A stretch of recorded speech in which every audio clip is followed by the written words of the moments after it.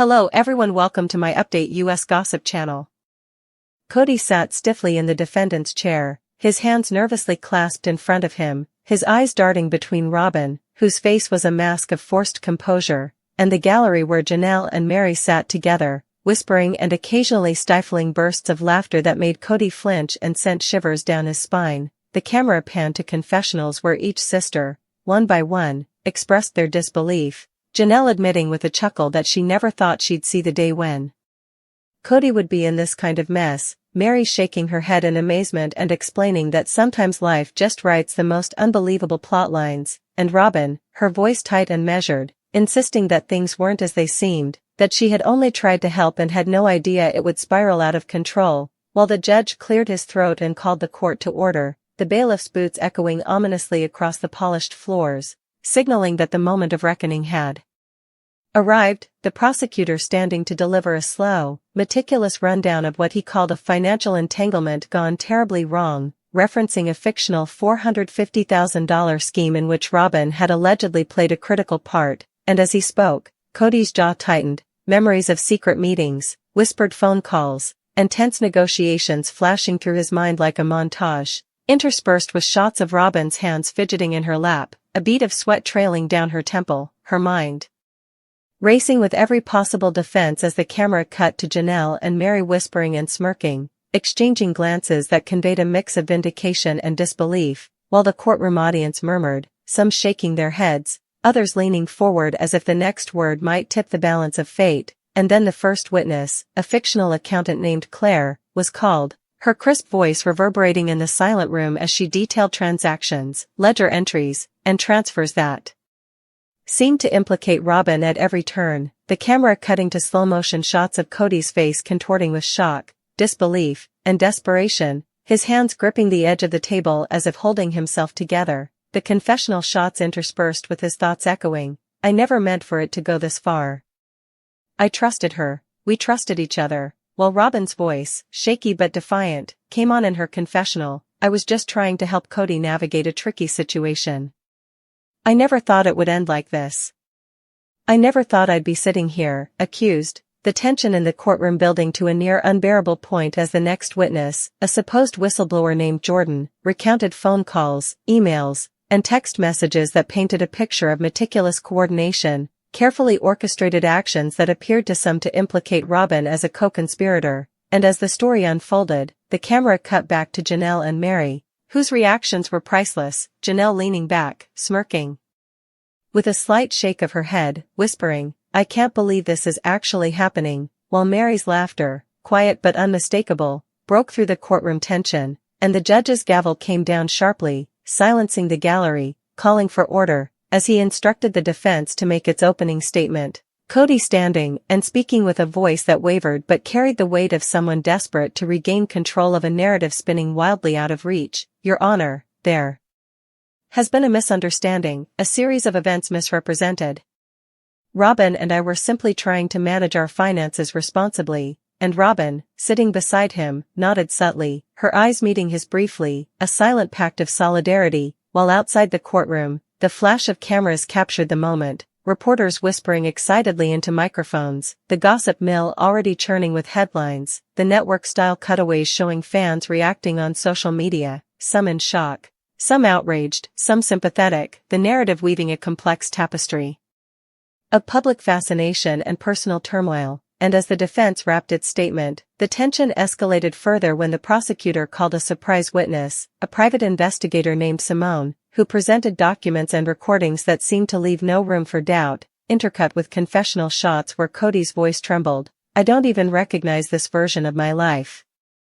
How did it get to this point? And Robyn, staring directly at the camera, whispered, they think I'm the mastermind, but they don't understand the full story, while Janelle and Mary exchanged amused, incredulous looks, the camera catching Mary covering her mouth to stifle a laugh, a single tear of disbelief tracing down her cheek, Janelle shaking her head slowly, muttering, I told you, as the courtroom audience gasped at the revelation of a financial document that implicated Robyn, the judge leaning forward, brow furrowed, voice booming, Ms. Robyn, how do you plead to these allegations? And Robyn's hand trembled slightly as she held a small notebook, her mind racing through every explanation she could possibly give, finally responding. "Your Honor, I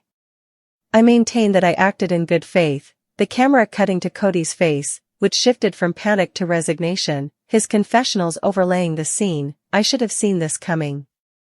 I should have protected everyone. I failed." And then the tension snapped like a rubber band when the prosecution played a recording of a phone call between Kody and Robyn, edited for dramatic effect, showing them discussing ways to manage financial decisions, each word punctuated by ominous music in the background, the courtroom hanging on every syllable, intercut with slow zoom-ins of Janelle and Mary whispering and shaking their heads, their laughter now bubbling into barely contained mirth, the camera capturing the mix of incredulity, triumph, and schadenfreude on their faces, while Kody's hands gripped the edge of the table so hard that his knuckles turned white, Robyn biting her lip to keep from speaking out of turn, her eyes darting to the ceiling as if silently pleading with fate, and confessional shots continued to cut in between, each sister reflecting on their journey, Janelle admitting, "I never thought I'd see Robyn caught in one of her own schemes," Mary adding, "It's almost surreal, but justice, in whatever form, seems to be here today," Kody whispering through clenched teeth, "I should have listened.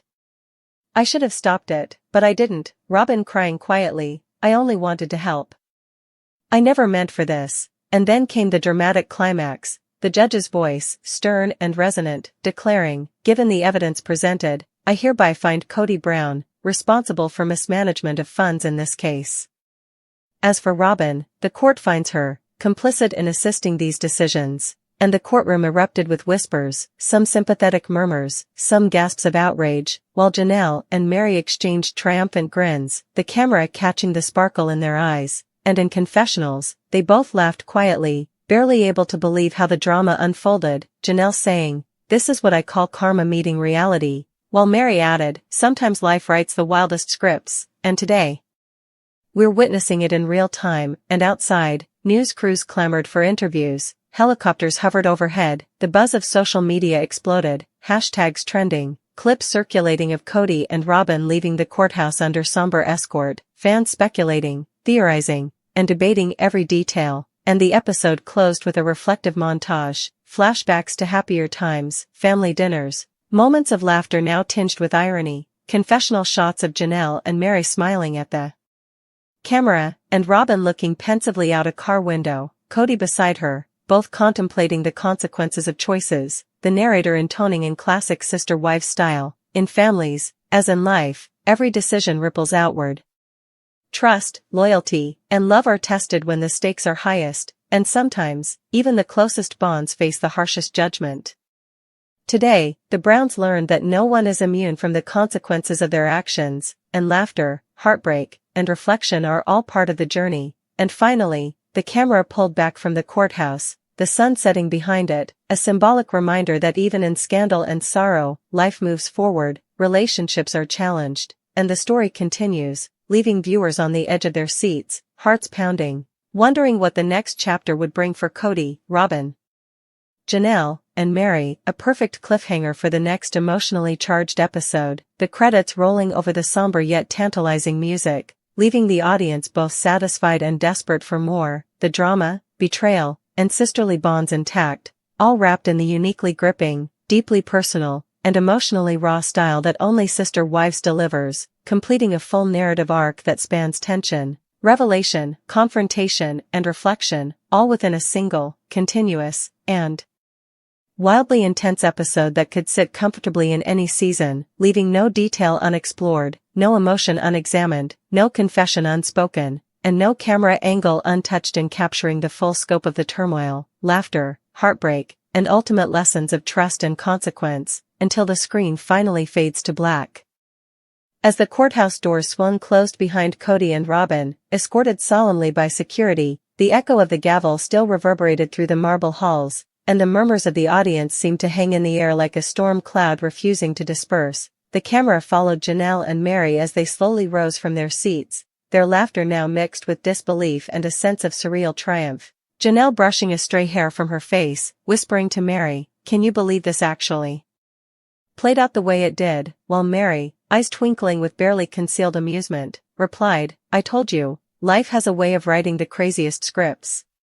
Outside, reporters jostled for positions, microphones thrust forward, cameras flashing incessantly, capturing every teardrop, every quiver of emotion, every subtle glance between the sisters that seemed to convey volumes of unspoken history and rivalry. Confessional shots cut in and out, each sister revealing a mixture of personal reflection, judgment, and sardonic humor, with Janelle recounting in her soft, slightly ironic tone, "We've all had our struggles with Kody and Robyn, but today, well.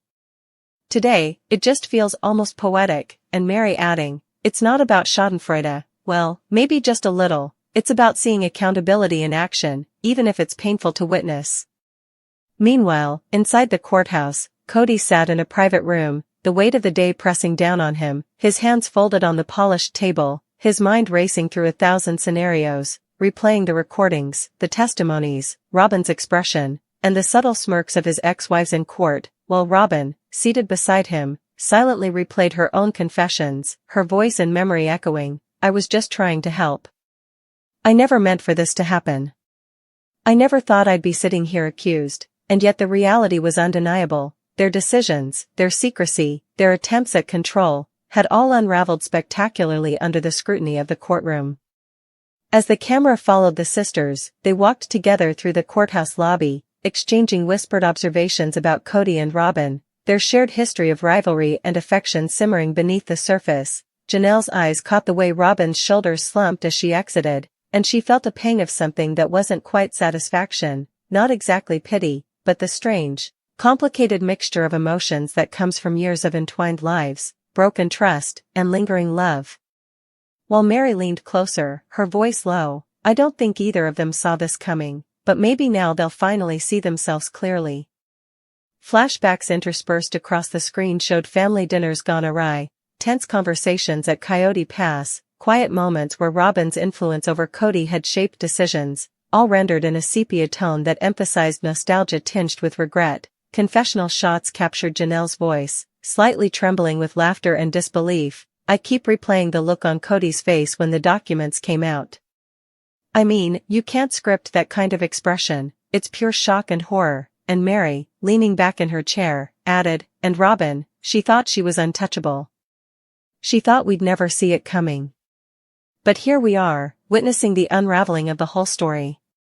The narrative then shifted back to the courtroom as the judge, having recessed temporarily, returned with a somber expression, calling the parties back to order, his voice cutting through the hushed murmurs like a blade. "We will now proceed with sentencing considerations." Kody's shoulders tensed, Robyn's jaw clenched, and the camera zoomed in on the subtle glances between them, each silently weighing what had been lost, what could never be recovered. The prosecutor outlined potential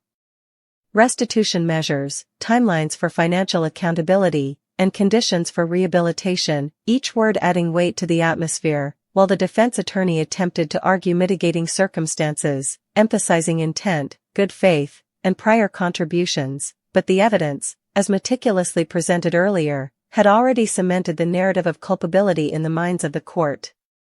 Confessionals returned with raw, emotional depth. Kody, voice breaking slightly, admitted, "I always thought I was protecting everyone. I didn't realize how my decisions could hurt so many people, including the ones I care about most." Robyn, eyes welling with tears, murmured, "I thought I was helping. I thought I understood the full picture. I was wrong, and I wish I could take it all back."